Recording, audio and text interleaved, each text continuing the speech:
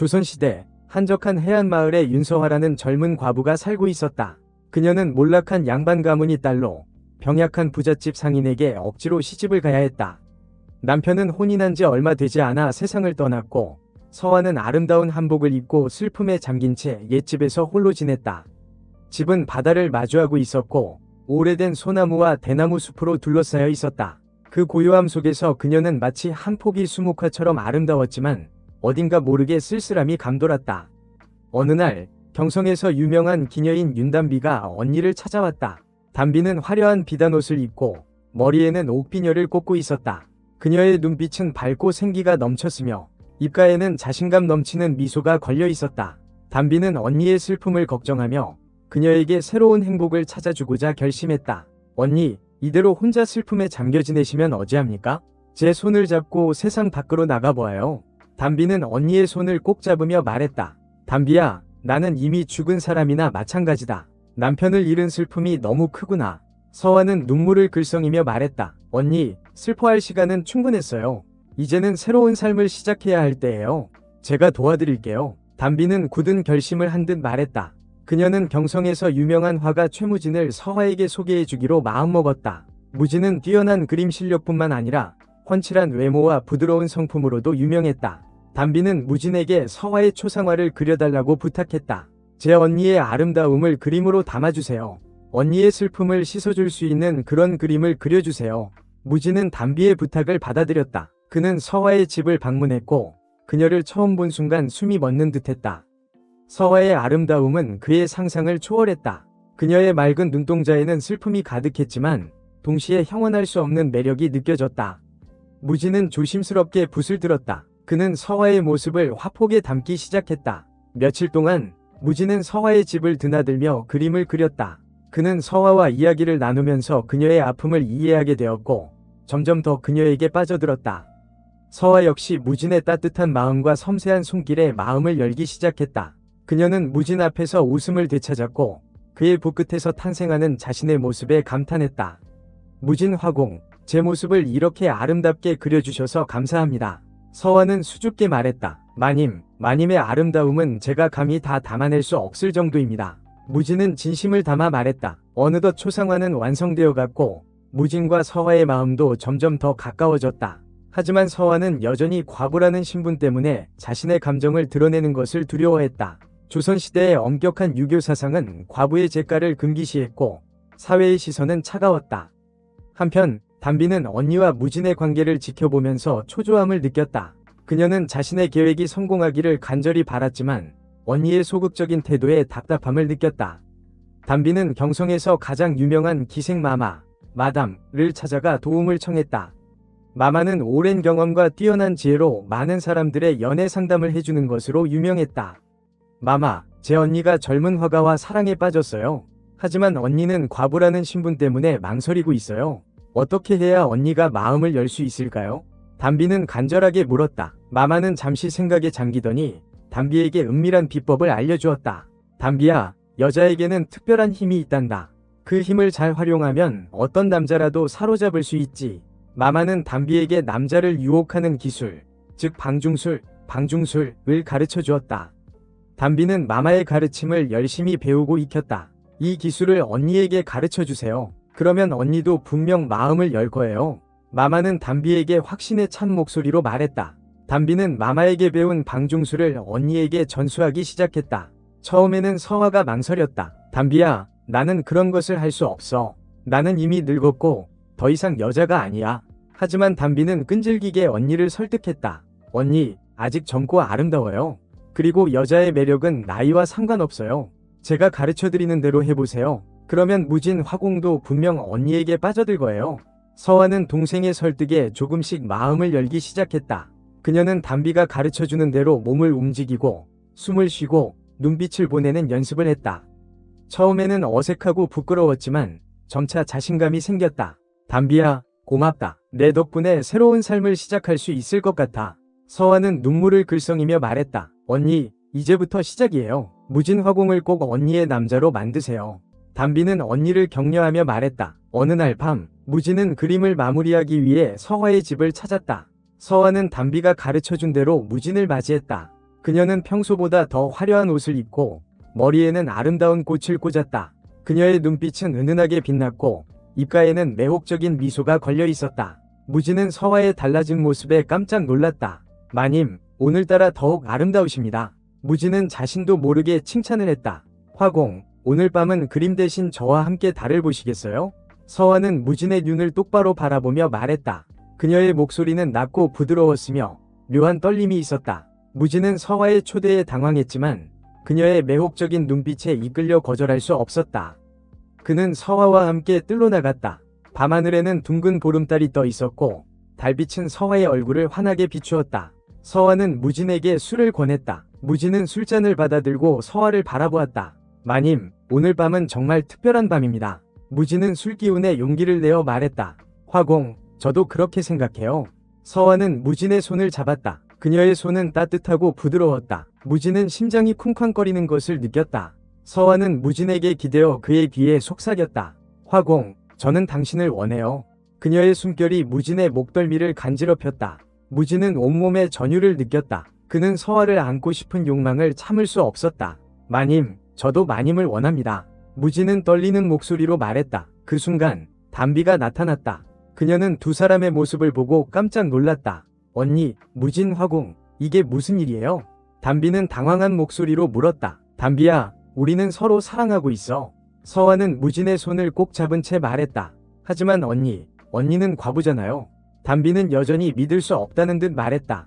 담비야, 이제 그런 것은 중요하지 않아. 나는 내 마음이 가는 대로 할 거야.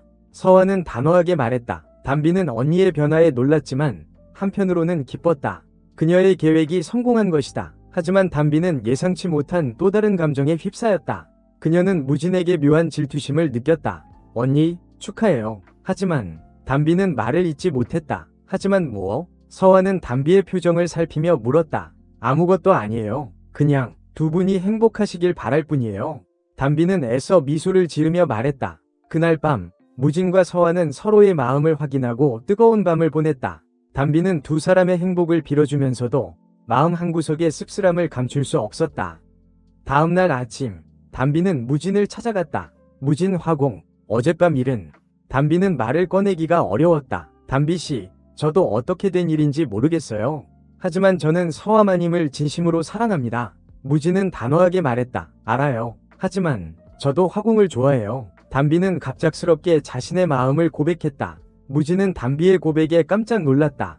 그는 담비를 한 번도 여자로 생각해 본 적이 없었다. 담비씨, 저는 담비씨를 좋은 친구라고 생각했어요. 무진은 당황하며 말했다. 알아요. 하지만 저는 화공을 친구 이상으로 생각해요. 담비는 눈물을 글썽이며 말했다. 무진은 담비의 마음을 아프게 하고 싶지 않았다. 그는 담비를 위로하며 말했다. 담비씨, 미안해요. 하지만 저는 서화마님을 사랑해요. 담비는 무진의 말에 상처를 받았지만 그의 마음을 이해했다. 그녀는 자신의 감정을 억누르며 말했다. 괜찮아요. 저는 두 분의 행복을 빌게요. 담비는 슬픈 마음을 뒤로하고 언니와 무진의 사랑을 지켜보기로 결심했다. 하지만 그녀의 마음속에는 묘한 욕망이 꿈틀거리고 있었다. 어느 날 담비는 우연히 무진과 단둘이 있게 되었다. 서화는 잠시 마을에 볼 일이 있어 집을 비운 상태였다. 무진 화공, 잠시 저와 이야기 좀 할 수 있을까요? 담비는 조심스럽게 말을 꺼냈다. 네, 담비씨, 무슨 일이시죠? 무진은 담비를 바라보며 말했다. 담비는 무진에게 다가가 그의 손을 잡았다. 화공, 저는 화공을 잊을 수가 없어요. 담비는 무진의 눈을 똑바로 바라보며 말했다. 그녀의 눈빛은 간절했다. 무진은 담비의 손길에 당황했지만 그녀의 눈빛에 흔들렸다. 그는 담비에게서 묘한 매력을 느꼈다. 담비씨, 이러시면 안 됩니다. 무진은 힘겹게 말했다. 화공, 저도 알아요. 하지만 제 마음을 억누를 수가 없어요. 담비는 무진에게 더욱 가까이 다가갔다. 그녀의 숨결이 무진의 얼굴에 닿았다. 무진은 담비의 유혹에 저항할 수 없었다. 그는 담비를 안고 싶은 욕망에 사로잡혔다. 담비씨, 무진은 낮은 목소리로 그녀의 이름을 불렀다. 담비는 무진의 목에 팔을 감고 그의 입술에 자신의 입술을 포겠다. 무진은 처음에는 망설였지만 이내 담비의 열정적인 키스에 응답했다. 두 사람은 격렬하게 서로를 탐닉했다. 그들의 몸은 하나가 되었고 그들의 욕망은 불타올랐다. 담비씨, 당신은 정말 아름다워요. 무진은 숨을 헐떡이며 말했다. 화공, 저도 당신을 원했어요. 담비는 무진의 품에 안겨 속삭였다. 두 사람은 시간 가는 줄 모르고 사랑을 나누었다. 그들의 관계는 비밀스러웠지만 그만큼 더 짜릿하고 강렬했다. 한편 마을에는 좋지 않은 소문이 돌기 시작했다. 권력을 탐하는 지역 좌수 이좌수가 서화의 미모를 탐내고 있다는 소문이었다. 이좌수는 교활하고 잔인한 인물로 자신의 욕망을 채우기 위해서는 수단과 방법을 가리지 않았다. 이좌수는 서화를 자신의 첩으로 삼기 위해 계략을 꾸몄다. 그는 무진에게 누명을 씌워 감옥에 가두고 서화에게는 남편의 빚을 갚으라며 협박했다. 서화는 무진을 구하고 자신의 집안을 지키기 위해 필사적으로 노력했지만 이좌수의 권력은 막강했다. 윤서화, 내 남편의 빚을 갚지 못하면 내 집안은 풍비박산이 날 것이다. 내 첩이 되어 목숨을 부지하는 게 좋을 것이다. 이좌수는 서화를 위협했다. 좌수 나으리, 제발 자비를 베풀어 주십시오. 서화는 눈물로 애원했지만 이좌수는 냉혹하게 웃을 뿐이었다. 담비는 언니와 무진을 구하기 위해 다시 한번 마마를 찾아갔다. 마마, 제발 도와주세요. 이좌수가 언니와 무진 화공을 해치려 해요. 담비는 절박하게 말했다. 마마는 담비의 이야기를 듣고 깊은 생각에 잠겼다. 담비야, 이번 일은 쉽지 않겠구나. 하지만 방법이 없는 것은 아니야. 마마는 담비에게 은밀한 계획을 알려주었다. 이 계획은 위험하지만 성공하면 언니와 무진 화공을 구할 수 있을 거야. 마마는 담비에게 신신당부했다. 담비는 마마의 계획을 실행하기 위해 다시 한번 자신의 모든 것을 걸었다. 그녀는 이좌수의 환심을 사기 위해 그의 앞에 나섰다. 좌수 나으리, 저는 윤서화의 동생 윤담비라고 합니다. 언니 대신 좌수 나으리를 모시겠습니다. 담비는 요염한 자태로 이좌수에게 말했다. 이좌수는 담비의 아름다움에 넋을 잃었다. 네가 윤서화의 동생이라고? 내 언니만큼이나 아름답구나. 이좌수는 음흉한 미소를 지으며 말했다. 담비는 이좌수의 비위를 맞추며 그의 술자리에 동석했다. 그녀는 이좌수에게 술을 권하고 그의 칭찬에 맞장구를 치며 그의 경계심을 풀었다. 이좌수는 담비의 매력에 푹 빠져 그녀에게 자신의 비밀스러운 계획을 털어놓았다. 담비야, 사실 나는 윤서화를 차지하기 위해 무진에게 누명을 씌운 것이다. 하지만 네가 내 곁에 있다면 윤서화는 필요 없을지도 모르겠구나. 이좌수는 술에 취해 횡설수설했다. 담비는 이좌수의 말을 듣고 속으로 쾌재를 불렀다. 그녀는 이좌수가 방심한 틈을 타 그의 술잔에 몰래 약을 탔다. 이좌수는 담비가 건네는 술잔을 아무 의심 없이 받아 마셨다. 담비야, 너는 정말 아름답구나. 오늘 밤은 너와 함께. 이좌수는 말을 잇지 못하고 그대로 쓰러졌다. 담비는 이좌수가 정신을 잃은 것을 확인하고 재빨리 무진이 갇혀있는 감옥으로 향했다. 그녀는 감옥을 지키는 간수에게 뇌물을 주고 무진을 빼내는데 성공했다. 무진 화공, 어서 이곳을 빠져나가세요. 담비는 무진의 손을 잡고 말했다. 담비씨, 이게 어떻게 된 일입니까? 무진은 어리둥절한 표정으로 물었다. 나중에 설명할게요. 지금은 시간이 없어요. 담비는 무진을 재촉했다. 두 사람은 서화가 기다리고 있는 집으로 향했다.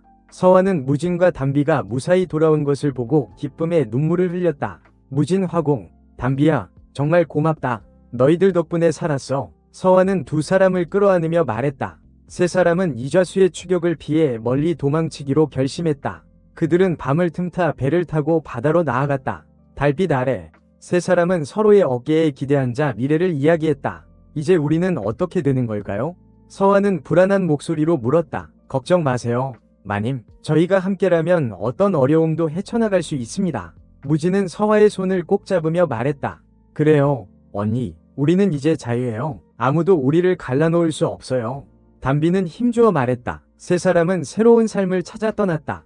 그들은 서로의 사랑과 우정을 의지하며 어떤 어려움 속에서도 함께 헤쳐나가기로 맹세했다. 그들의 앞날에는 어떤 운명이 기다리고 있을지 알 수 없었지만 그들은 두려워하지 않았다. 그들은 함께였고 그것만으로도 충분했다. 그들은 외딴 섬에서 새로운 삶을 시작하며 서로에게 위지하며 살았다. 서화와 담비는 자매애를 넘어선 끈끈한 유대감을 느꼈고 무진은 두 여인을 모두 사랑하며 그들을 지켜주었다. 그들은 세상의 시선에 얽매이지 않고 자신들만의 행복을 찾아갔다.